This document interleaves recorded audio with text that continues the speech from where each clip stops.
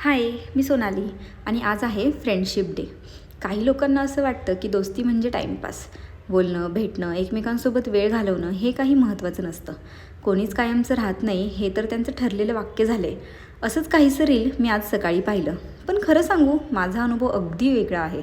माझ्या आयुष्यात असे काही फ्रेंड्स आहेत जे मला हसवण्यासाठी नाही आले, तर मी दुःखात असताना शांतपणे माझ्याजवळ बसलेले आहेत.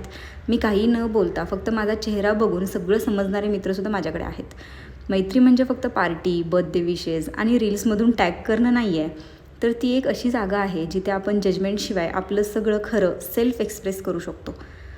हा बॉन्ड वेळ, अंतर, बिझी लाईफ काहीच तोडू शकत नाही.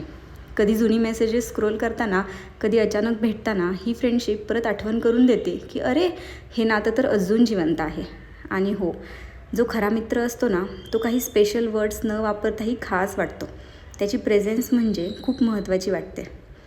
Friendship is underrated by many, but believe me, it's one of the most raw, real and pure feelings.